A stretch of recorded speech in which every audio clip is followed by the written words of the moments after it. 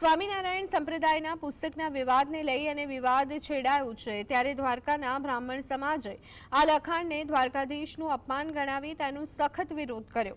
તેમનું કહેવું છે કે દ્વારકાધીશ એક પૌરાણિક અને ઐતિહાસિક ધરોહર છે અને આવા નિવેદનો ભક્તોની શ્રદ્ધાને ઠેસ પહોંચાડે છે।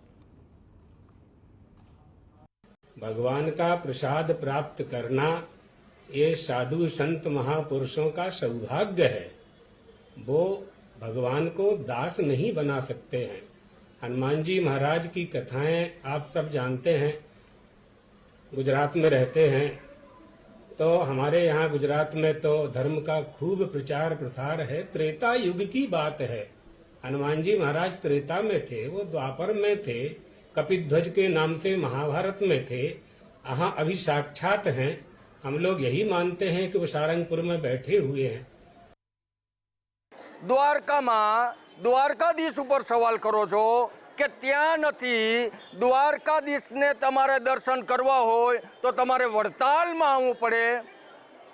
कई प्रकारनी मानसिकता। आदिकालथी द्वारकानाथ बिराजमान।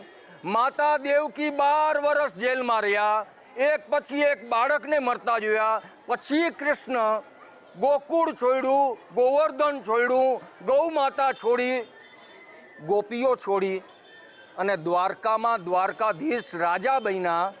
युति नीति रणनीति अने राजनीति अने द्वारकाथी ज अधर्मनी खिलाफ केम धर्मनी स्थापना करवी आ आखुं